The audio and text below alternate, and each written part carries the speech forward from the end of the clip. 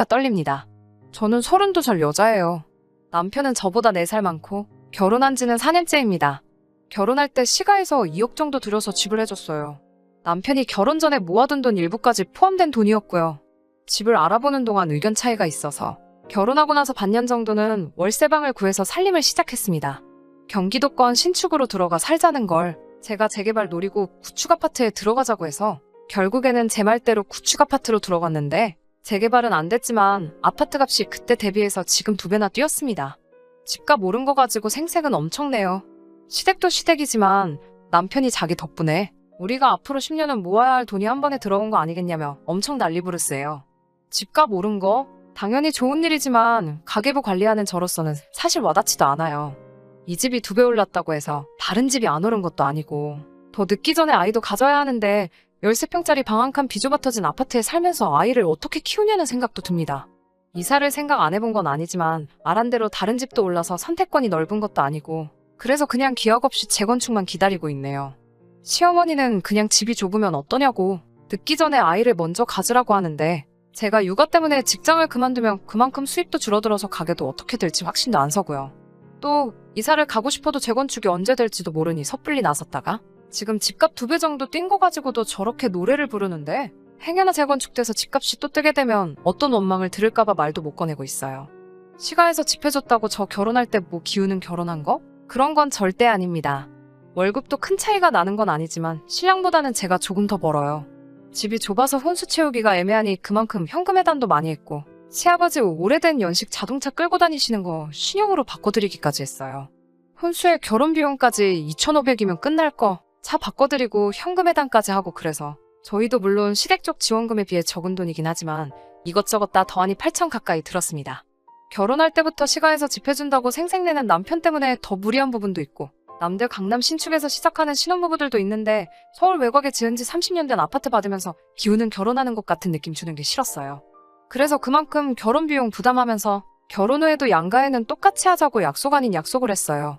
이 돈 내 돈 하는 것도 그래서 각자 월급에서 200씩 생활비 통장에 보내서 생활비나 달달이 나가는 비용, 경조사비에 양가에 보내드리는 용돈까지 공평하게 갈라서 내고 더 하고 싶은 게 있으면 그건 월급에서 남은 돈 각자 관리하면서 쓰고 싶은데 쓰기로 했습니다.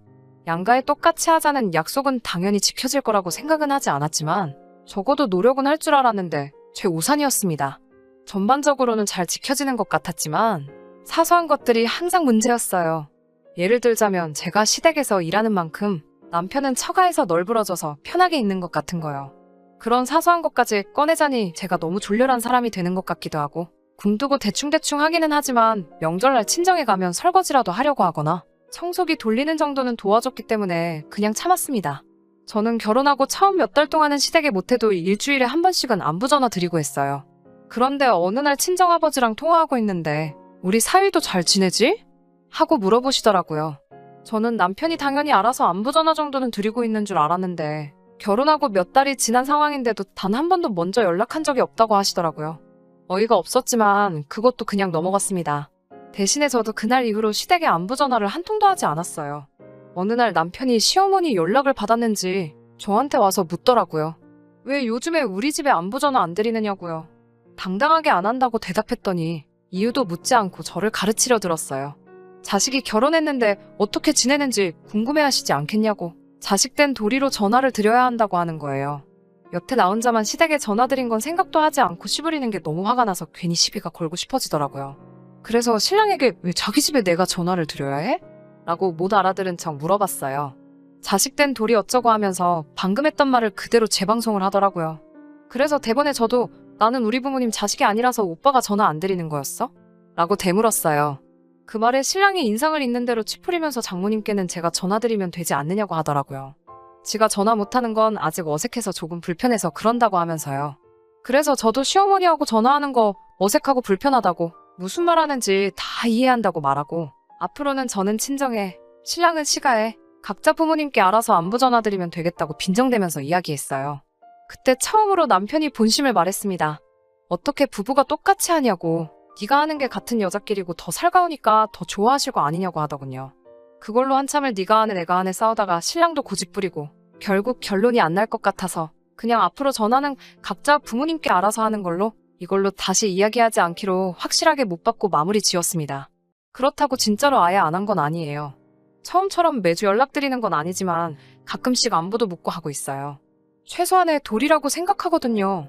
남편은 그 뒤로도, 아니 아예 결혼하고 단 한 번을 우리 부모님께 먼저 연락드린 적은 없지만 퇴근하고 같이 있을 때 한 번씩 전화 바꿔주고 하니 그냥 그걸로 하고 있다는 셈 치고 위안 삼으려고 했어요. 아무튼 사건은 최근에 벌어지게 됩니다. 제가 회사 생활 5년간 하면서 한 달에 5만 원씩 따로 적금을 들어놓은 게 있어요.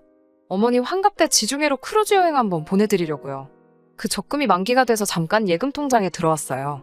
이자 조금 해서 돈이 어느 정도 목돈이 되어 있더라고요.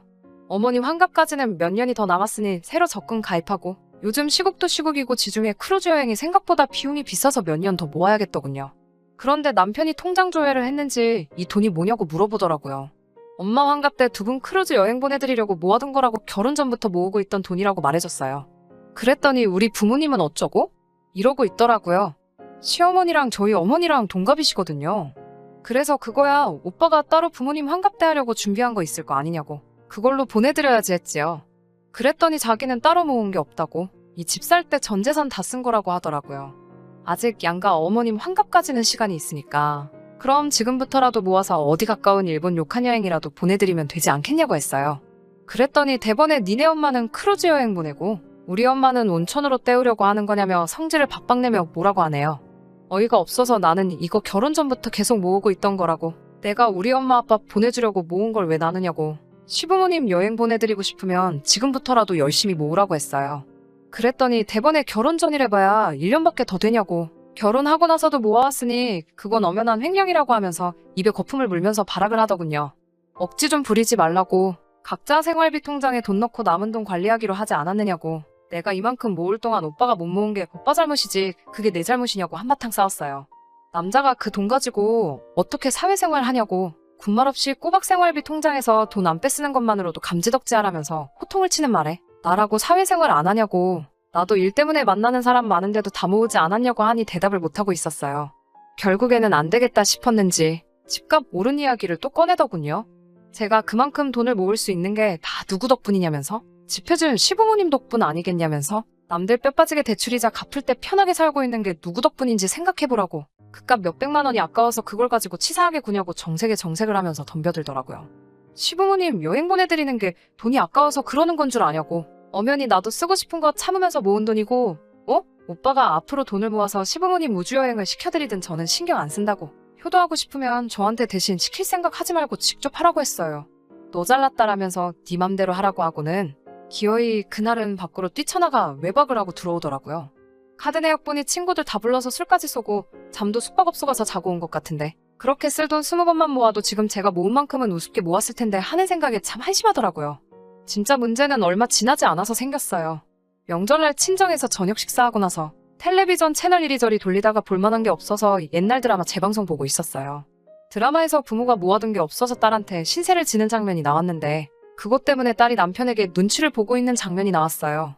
친정부모님이 그 장면 보고 무슨 자식이 노후대책도 아니고 자식한테 너무 피해를 준다면서 혀를 차셨어요. 평소에는 우리 부모님 불편하다고 말도 안 붙이던 남편이 괜히 맞다고 결혼이 무슨 회사 인수합병 하는 것도 아니고 자기도 그 말이 100번 맞다고 생각한다고 맞장구를 치더라고요. 그러고 돌아오는 차 안에서 진지한 표정으로 저한테 물어보더라고요. 혹시 장인장모님 노후대책은 다 되어 있으시냐고요. 다 되어 있는 건 맞았는데 왠지 기분이 쎄해서 알려주기가 싫었어요. 그래서 워낙에 그런 거 잘 말씀을 안 해주셔서 잘 모르겠다고 대답했는데 남편 표정이 아주 가관이었습니다. 그러고 나서 하는 말이 노후대책이 안 되어 있으면 큰일인데 이러면서 걱정하더라고요.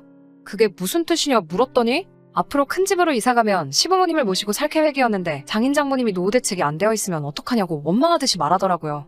시부모님을 모시고 산다니 그건 결혼 전에도 하지 않은 이야기고 양가 똑같이 하기로 하지 않았느냐고 따졌어요.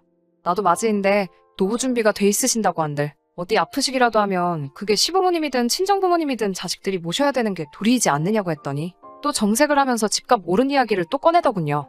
우리 부모님이 집 해주지 않았냐고. 친정에서는 해준 게 없지 않냐면서 당연히 집값을 내준 만큼 노후 준비를 못하신 게 맞으니 시부모는 우리가 모시고 사는 게 맞다는 논리를 펼치더라고요.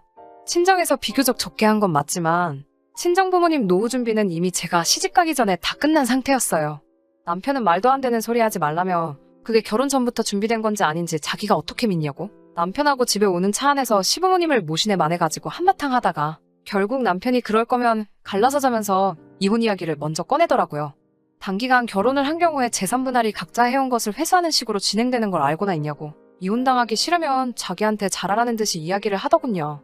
혼수면 시아버지 바꿔드린 차를 가져온다고 해도 감가상각이 적용되기 때문에 제가 손해볼 거라는 걸 알고 이혼하자는 말에 겁먹을까봐 꺼낸 말 같았어요. 그런데 매번 이런 식으로 대화가 오고 갈 때마다 집값 오른 걸 가지고 생색내는 것도 짜증나고 더 이상 견디기 힘들어서 저도 같이 이참에 아예 갈라서자고 했습니다. 나중에 후회하지 말라고 호통을 치는 모습을 보니 아주 역겹더라고요. 얼마 뒤에 이혼 전문 변호사를 찾아갔는데 제 경우에는 남편이 알고 있던 사실하고는 조금 다르더라고요. 제가 핸드폰도 신혼살림 차리기 전부터 쓰던 걸 아직도 사용하고 있던지라 남편과 결혼 준비하면서 주고받던 대화 내용이 그대로 저장되어 있었어요. 그때 경기도권 신축 가자고 우기던 남편과 재건축 예정인 구축을 구하자고 저와 의견 다툼을 하던 대화 내용도 그대로 저장되어 있어서 변호사님이 그걸 보더니 혼인 중에 부부가 협력하여 이룩한 재산이 있는 경우에는 재산 분할을 청구할 수 있다는 말을 해주더라고요. 그때부터 남편 얼굴이 사색이 돼가지고 이혼은 그냥 해본 소리라고 자기가 잘못 생각했다며 다시 잘 해보자는데 이미 오만정이 다 떨어져서 남편이 원하는 대로 이혼해주려고요. 그때 그 울상이 된 표정만 생각해도 속이 아주 꼬셔 죽겠어요. 그런데 그걸로는 만족이 안 되네요.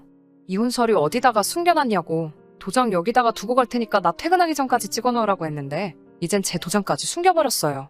하지만 결국 남편과는 이혼할 계획입니다. 그동안 가지를 않아서 휴가도 쌓인 게 많으니 친정부모님하고 그 돈으로 세계 일주나 다녀와야겠어요. 제 사연은 여기까지 하고 이만 마치도록 하겠습니다.